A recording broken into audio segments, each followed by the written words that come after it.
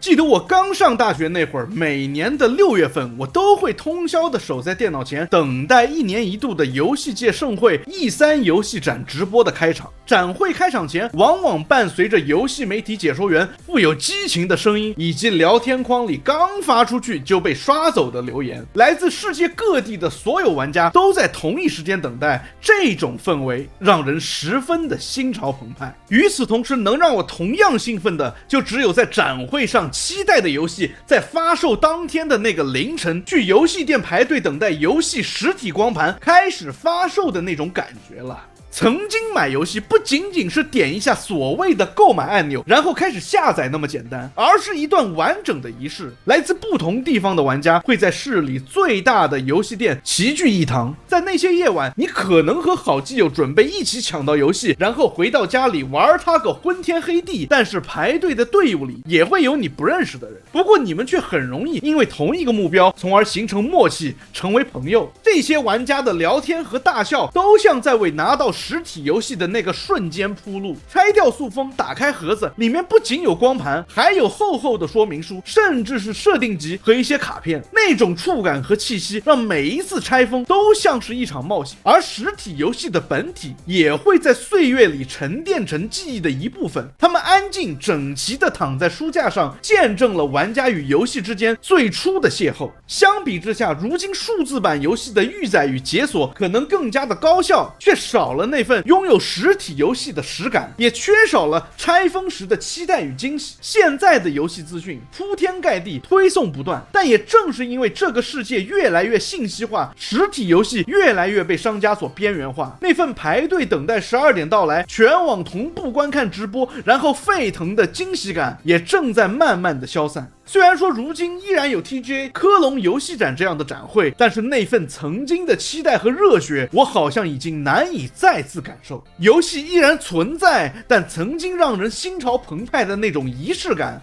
似乎已经不再属于这个时代。大家好，欢迎来到丢频道，我是老九，在这里我们一起剖析第9艺术的真谛。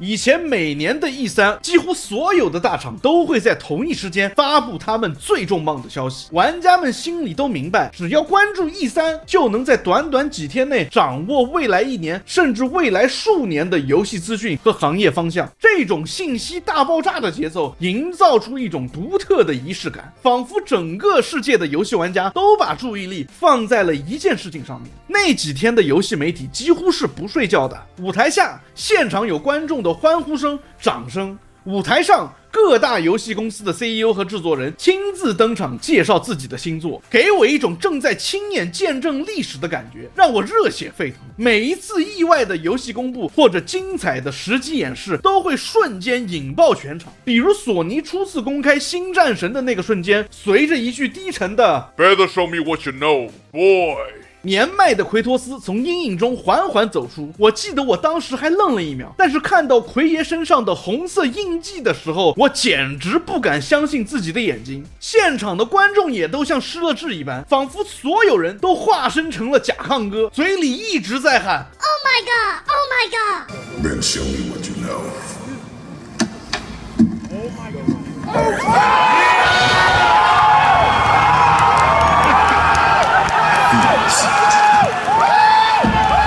搞得我也在家对着屏幕狂叫，吓得合租的室友还以为我咋了。类似这样游戏公布的场景还有很多，比如更早的塞尔达黄昏公主和后来最终幻想7重制版的发布，紧接着媒体和玩家的反应就会迅速形成讨论的热潮，热度蔓延至整个互联网，仿佛是一场狂欢。每一条新闻，每一个截图都会在玩家群体里引发一波又一波的讨论，论坛、聊天室和社交媒体全部变成了沸腾的广场。任天堂、索尼、微软、育碧、EA 等几乎所有大厂都悉数登场，让 E3 不仅是展示游戏的平台，更是成为了权威的象征，像游戏产业的奥运会一样隆重。我当年还是一个索尼的 fanboy 啊，当时我记得2013年的 E3， 微软拿出他们家那台被称作 Xbox One 的电视机机顶盒，并且限制二手游戏交易的时候，前美国索尼电脑娱乐的 CEO 杰克特雷顿却骄傲地宣布 PS4 将会全面支持二手游戏，并且没有任何限制。那个瞬间，所有人都在刷着 Sony won 索尼赢了这几个大字。当时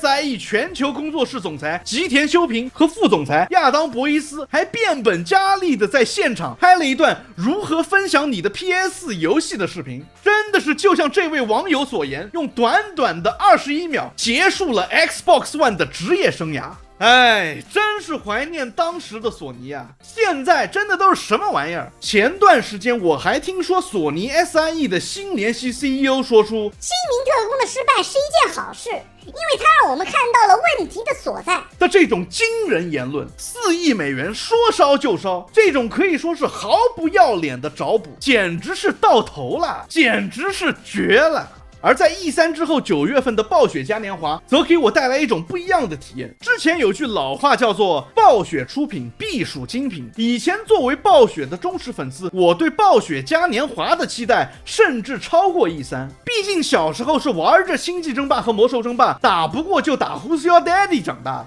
我会花钱去买那种豪华电子票，不仅仅是为了获取游戏内的坐骑、宠物等道具，更是希望能够看到自己最喜爱游戏的第一手消息。星际争霸、魔兽、暗黑这3块金字招牌，在当时是多少人心中无可取代、无可撼动的存在。后来守望先锋的横空出世，更是把英雄射击游戏提到了一个新的高度。曾经的暴雪嘉年华是一场暴雪游戏开发者和粉丝的见面会，而现在呢，现在的暴雪真的是一言难尽。不过说到暴雪啊，我就想到我至今仍保留着当年参加星际争霸2悉尼首发活动时送我的那张吉姆雷诺的海报，虽然印刷的纸张已经有点皱巴巴的了，但是因为印象太深，我一直没有舍得扔掉。为什么舍不得扔掉呢？因为它是我一段美好回忆的记忆性标。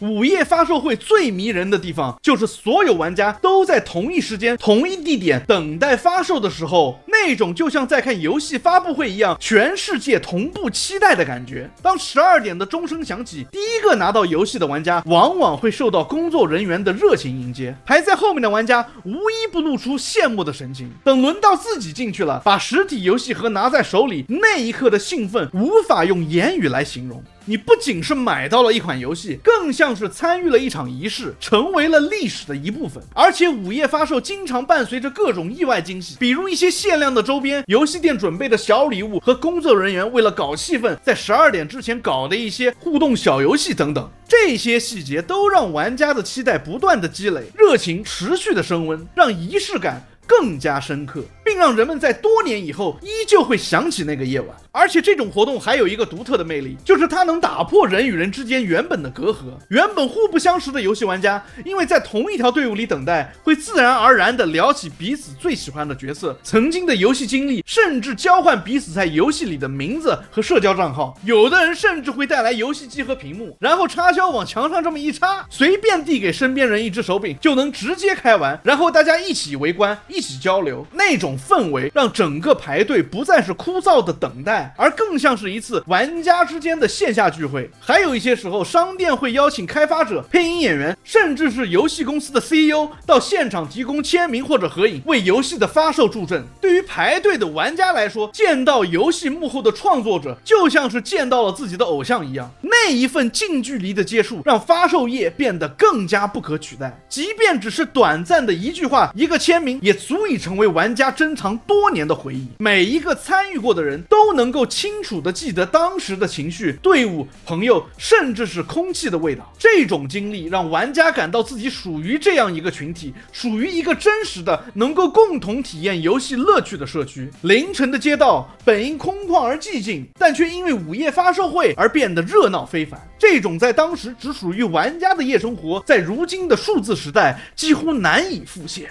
The next day. 过去那些首发活动附带的周边，可能只是一件印有 logo 的普通 T 恤，或者是一张当时宣传用的超大海报。但是那种我在现场的参与感，会让人觉得这件物品拥有超过其本身的价值。它代表的是一种记忆，是一种见证，一种和无数陌生玩家共同经历的集体情绪。而在今天的数字时代，类似的预购奖励虽然依旧存在，但是它们已经被简化成了可有可无、缺乏分量的那些特点武器或者是特点皮肤，意义早已不复当年。曾经你可以在寒风中线下和各路玩家面基交流，如今却变成了一个人对着空洞的屏幕，看着游戏解锁的慢慢倒数。回想过去，实体游戏的魅力更是让人怀念。那一个个精美的游戏盒子，里面装着光盘、厚厚的说明书，甚至还有附赠的艺术卡或者地图海报。打开包装的那一刻，触摸到实体物品的质感，闻到全新印刷的墨香，那种拥有感是数字下载永远无法复制的。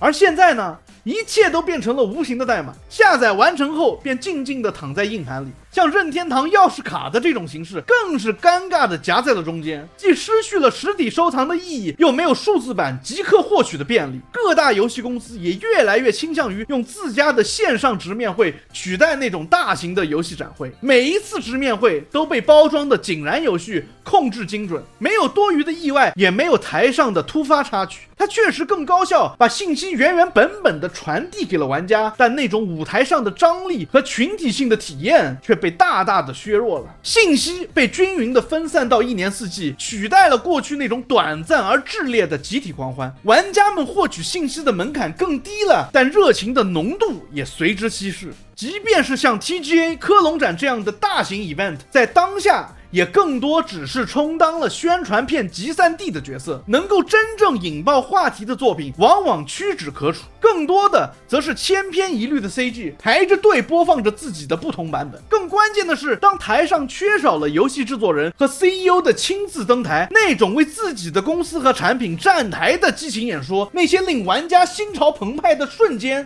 也都随之消散了。舞台不再是人与人互动的空间，而只是厂商单向输出的荧幕。在我看来，这让玩家和厂商之间的距离反而在无形中被拉得更远了。直面会和数字版游戏传播的高效固然无可否认，但他们却少了面对面交流所能带来的火花。过去的展会和游戏首发活动不仅仅是新闻的发布和游戏的销售，更是社区的聚会。它让开发者与玩家，或者玩家与玩家之间，在同一个空间里能够感受彼此的热情。欢呼与嘘声，争论与共鸣，共同构建出一个无法复制的氛围。正是这种不可预测、充满真实情绪碰撞的现场感，才是游戏文化独特的魅力之一。当一切都被压缩进寡淡的播放序列时，我们失去的不只是惊喜，更是那种身处大潮中的参与感与归属感。Later. 如今的游戏世界比起过去的喧嚣与狂热，更多的是便利与高效，但便利无法替代等待的心跳，信息传递的再及时也替代不了同频共振的激动。玩家的仪式感不只是买到一款游戏，或者是第一时间掌握资讯，而是那种在等待、欢呼、讨论中与他人共同经历的瞬间，是属于一代人、属于玩家群体的独特记忆。也许数字时代让我们能够随时随地的触碰游戏的世界，但是那份午夜的狂欢，那份现场的尖叫，他们的温度，他们的脉动，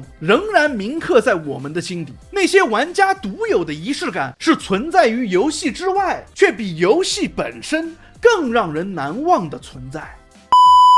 Anyways， 欢迎收看地主频道，感谢大家的陪伴。如果你也有对游戏玩家仪式感的看法，欢迎在评论区分享，也别忘了订阅、关注、点赞、收藏。我们下期见 ，Peace。